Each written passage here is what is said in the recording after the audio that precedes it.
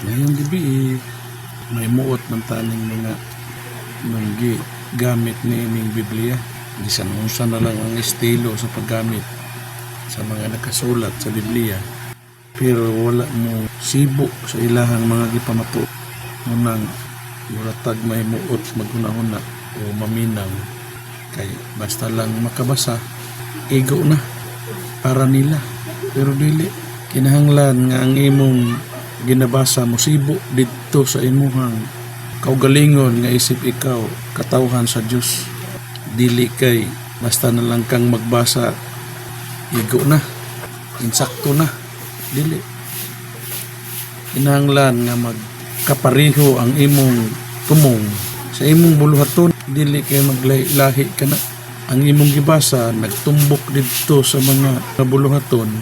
Anya ang ikaw nga nagbasa wala o walay nakita nga mga sign nga angayan kang mo sulti o mo pasabot ni anang maong mga topic sa mga igsusulti nga musibo usab sa imong kaugalingon.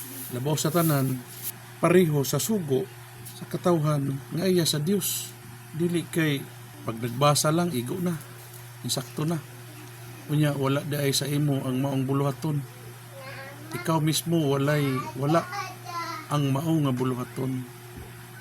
So mao na siya ay dili angayan nga pagasundon, pero sa taman ug mao gisundon sa tao. Kay naanad man lagi ang tao nga tuo lang dayon bisan og wala mahisusama ang ilang mga buluhaton. Basta lang nga ikinilaging gutom ta sa pagtuo sa Dios.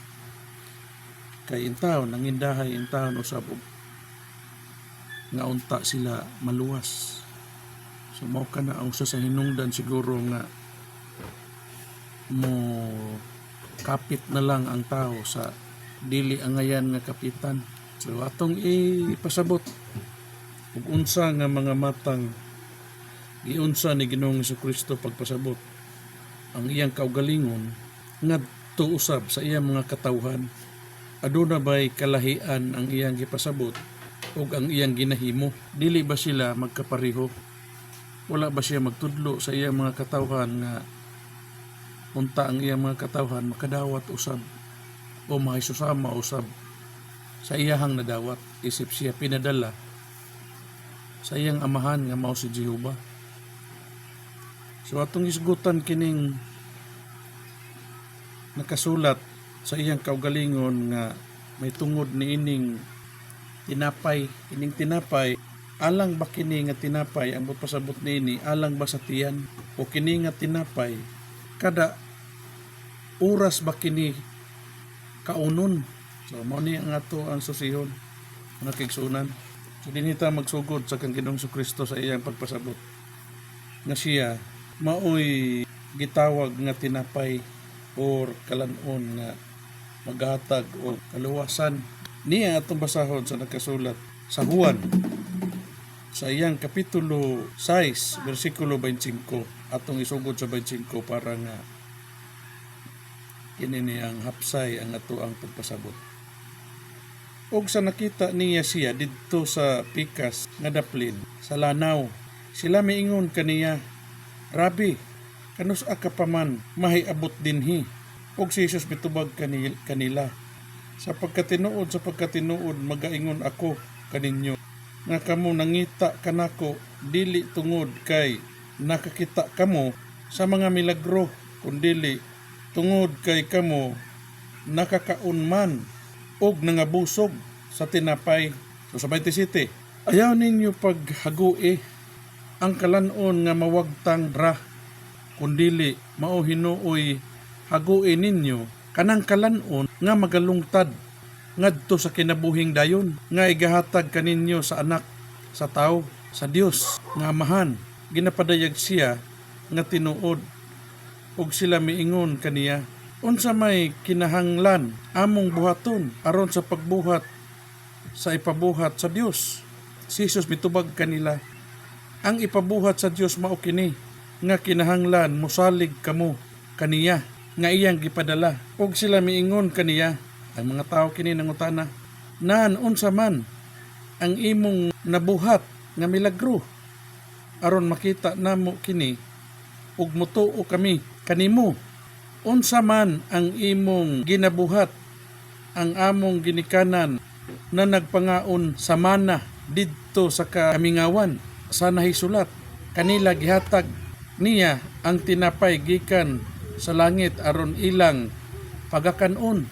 So gitawag usab di ay kining mana nga nadawat daw sa iyang mga ginikanan didto sa kamingawan. So aduna nay naguna di ay nga gitawag og mana daw nga gikaon usab kay dili man tinapay ang giingon nga gisgutan, so mana ang gisgutan. So kining mana di ay usab susama usab di ay kini siya sa tinapay.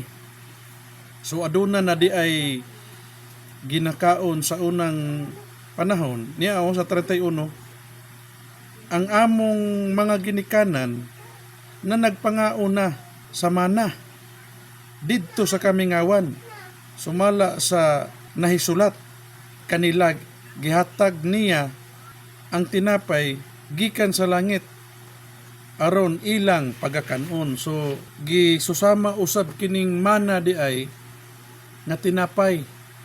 Og si Jesus miingon kanila, sa pagkatinuod magaingon ako kaninyo nga si Moises dili mao ang naghatag kaninyo niadtong tinapaya nga gikan sa langit.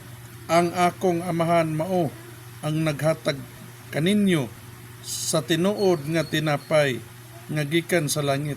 So ang sistema di ay so aduna na di ay sa unang kapanahunan nga gipanagkaon usab nila nga gipakasama sa mana nga mao usab kining tinapay sa 33. Kay ang tinapay sa Dios mao kadtong nanaog gikan sa langit ug nagahatag og kinabuhi ngadto sa kalibutan.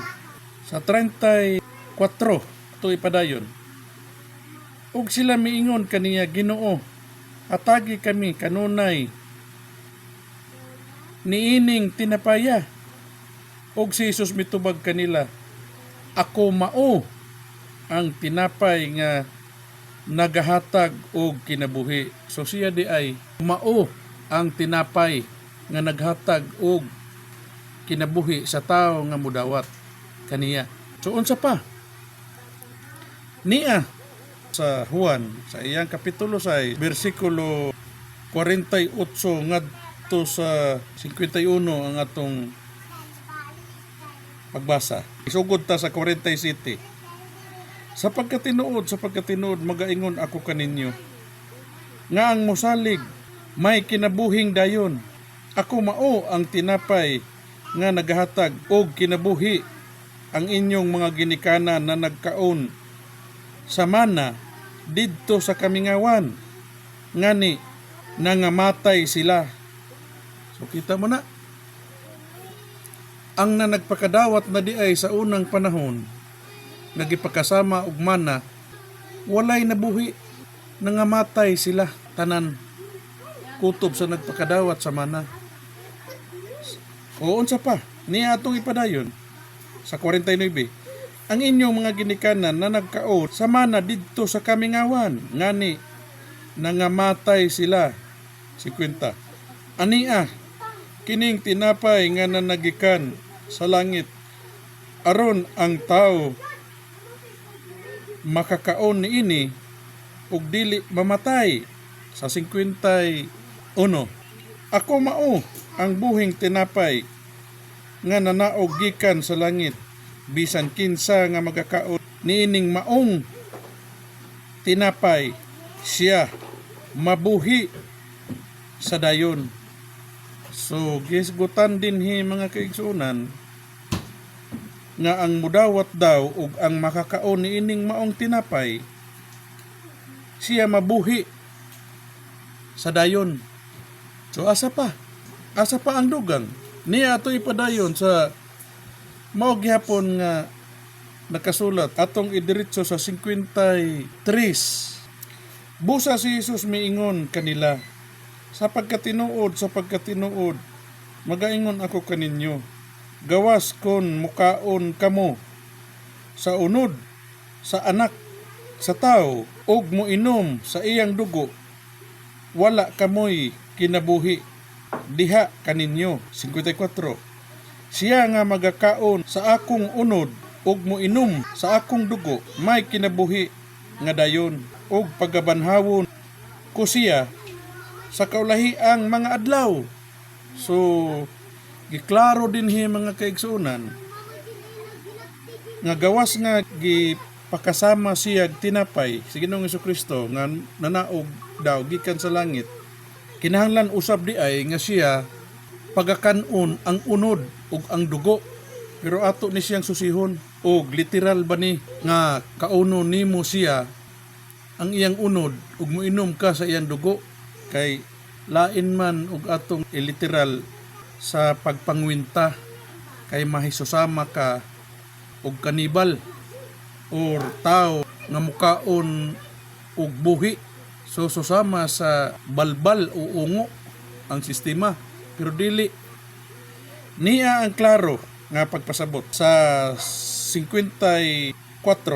Siya nga mukao sa akong unod ug moinom sa akong dugo, may kinabuhi nga dayon, ug pagabanhawon ko siya sa kaulahian nga adlaw, kay ang akong unod tinuod nga kalanon, ug ang akong dugo tinuod nga ilimnon. So ug ato ni siyang literalon lagi sa pag pangwinta, muragig kag mukaon anig taw. 56 sa Juan. Siya nga mukaon sa akong unod ug moinom sa akong dugo, magapuyo sa sulod nako, ug ako sa sulod niya. Maingon nga ang buhing amahan nagapadala kanako, ug ako nabuhi tungod sa amahan. Maingon man usab ni ana, siya nga mukaon kanako mabuhi tungod kanako. So ambot pasabot nini mga kaigsunan, og moinom sa akong dugo, magapuyo sa sulod nako.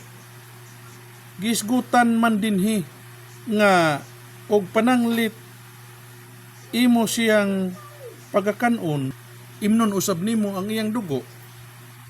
So dapat ug imong sabton, siya ra ang naa sa sulod nimo, kay imo man siyang gikaon. O di ba? Ikaw ra man maoy nagkaon.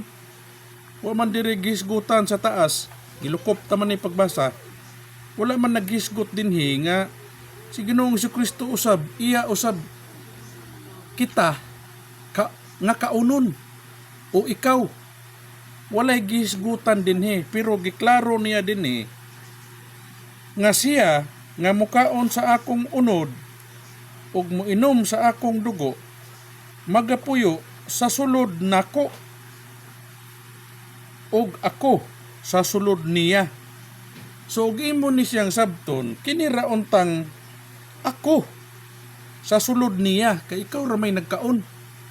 Pero nganong iya maning gisgutan nga ang mukaon daw kaniya sa iyang unod ug moinom sa iyahang dugo,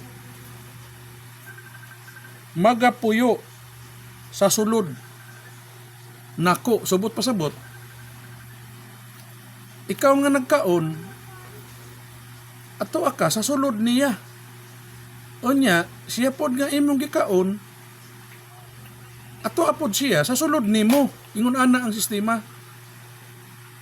Pero ang tinuod niini ug imong sabton, dili kini literal, espiritu kini nga sistema. Kay natural, ikaw iyang katawhan, igauban man nimo siya o kauban man nimo siya. Bisan asa ikaw atoa siya nagauban kanimo, bisan asa usab siya atoa usab ikaw nagauban kaniya. Ingon ana ang sistema mga kaigsunan.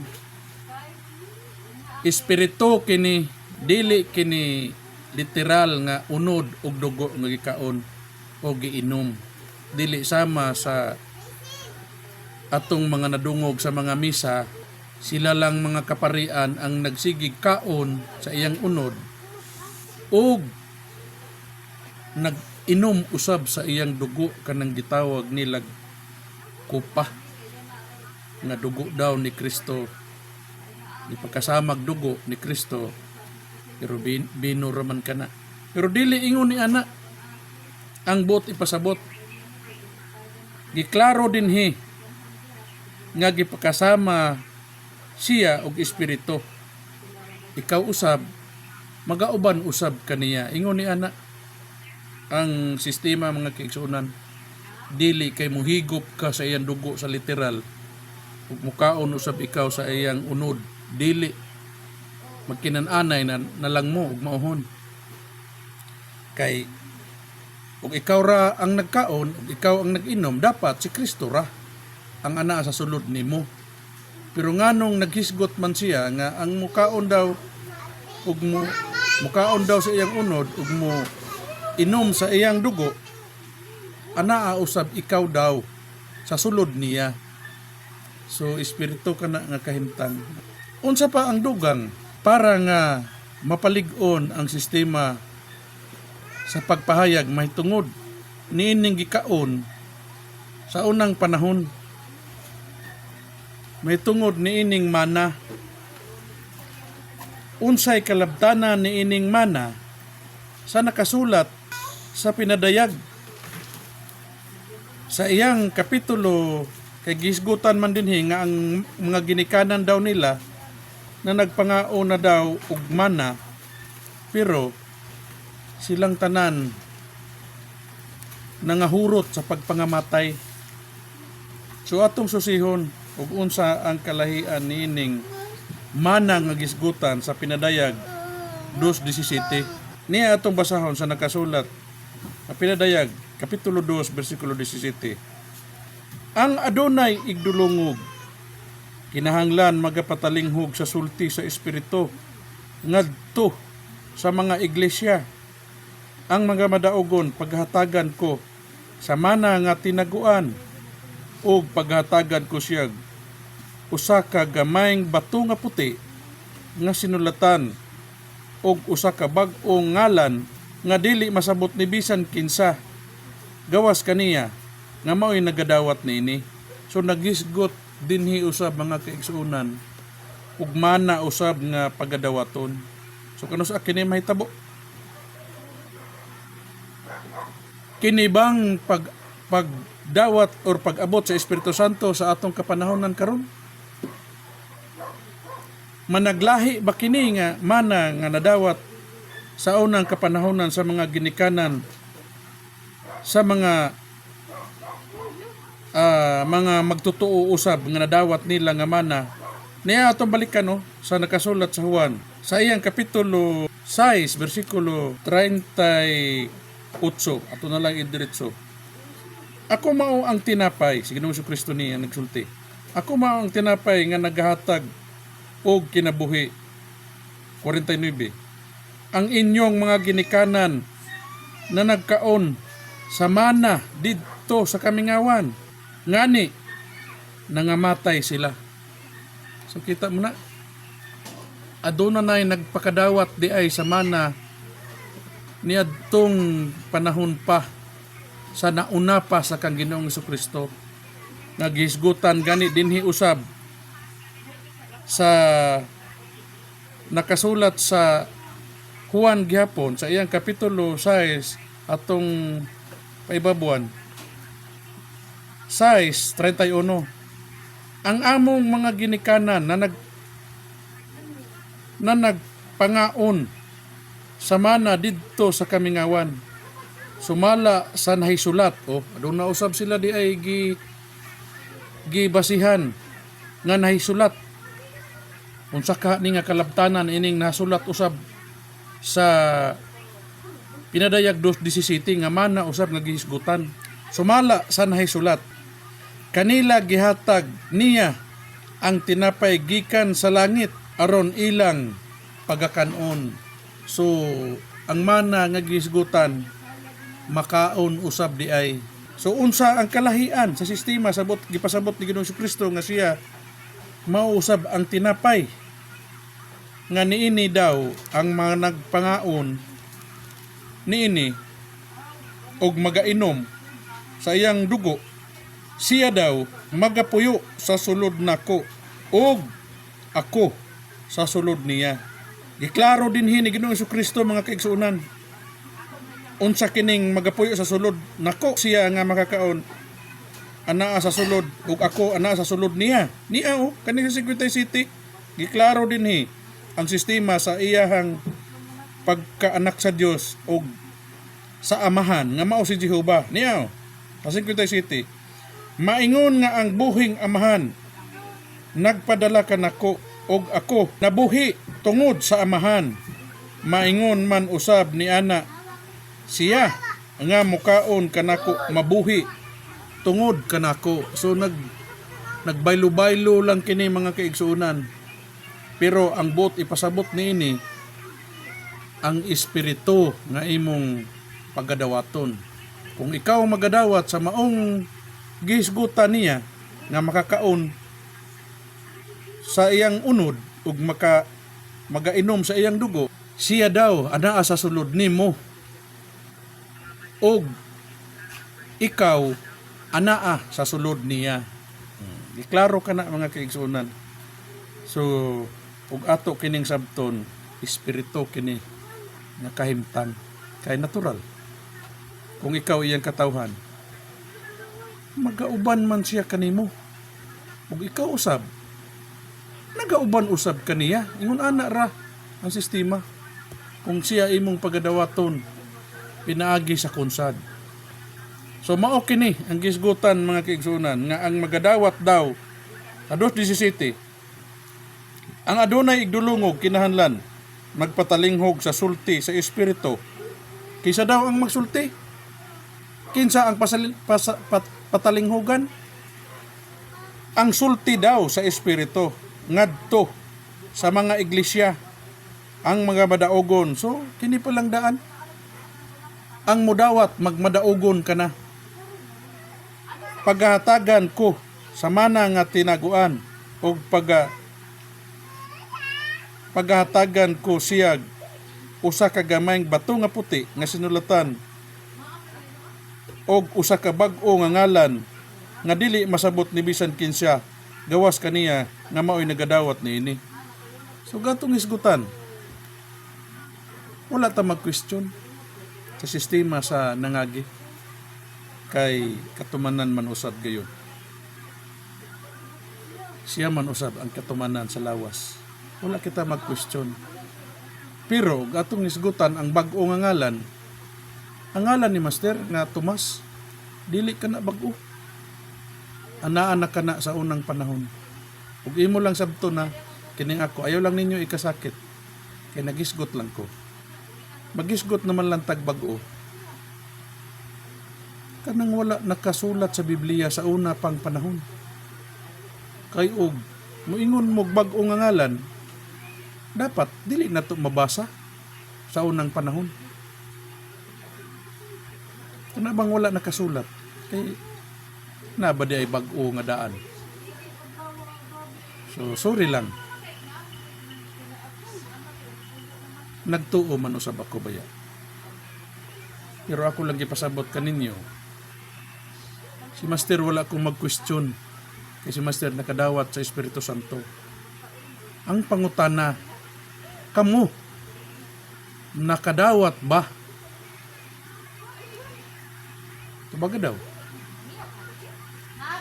Mauna diha ang pangutana. O, nagdawat ba mo niya?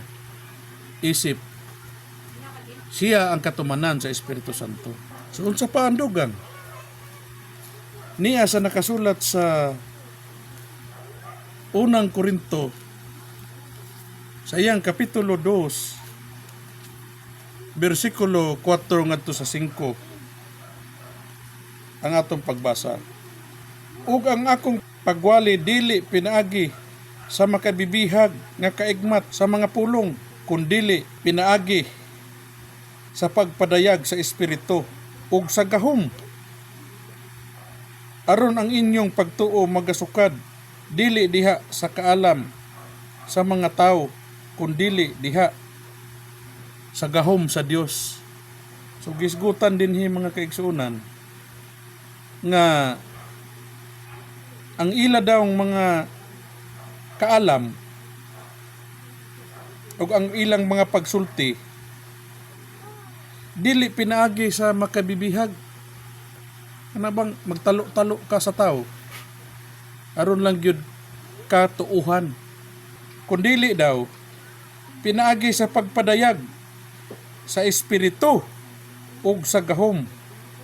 Kasing ko, aron ang inyong mga pagtuo magasukad dili diha sa kaalam sa mga tao kundi diha sa gahom sa Dios. So dili gikinahanglan nga ang imong ipasabot mga tinudlo gikan sa maglid sa imo. Kana bang magtudlo sa imo pinaagi, for example, pinaagi ni ining Biblia na ikaw pagatudloan ka sa tao ra sab nga mao nay basaha, ingon ni ana ang imong isunod nimo sa pagbasa, dili. Kundili daw pinaagi sa espiritu ug sa gahom, aron ang inyong pagtuo magasukad dili diha sa kaalam sa tao. Kay matawag man na siya og kaalam sa tao ang imong isulti kung ang imong gikuhaan sa maong isulti ang nagtudlo nimo nga tao. Kana bang naabay maglid ba nga tun-an mo pinaagi ni ining Biblia muna siya ipasabot nga mga kaalam sa tao lang kundili diha sa gahom sa Dios. So kikinahanglan nga dili tinudlo sa tao, ang Dios mismo o gahom sa Dios mismo mao'y magtudlo sa imo nga kana mao'y basaha. Walay tao nga magtudlo nga mao'y maglid nga aron ka makakaton, aron ka makamao sa imuhang mga giwali o unsa man nga mga tema ang imong isulti. Ingon ni ana ang bot ipasabot dili tinudlo sa tao kundi gikan sa espiritu, sa pagpadayag sa espiritu ug sa gahom, aron ang inyong pagtuo magasukad dili diha sa kaalam sa mga tao kundi diha sa gahom sa Dios. So klaro ana mga kaigsuonan, ingon ni ana ang sistema.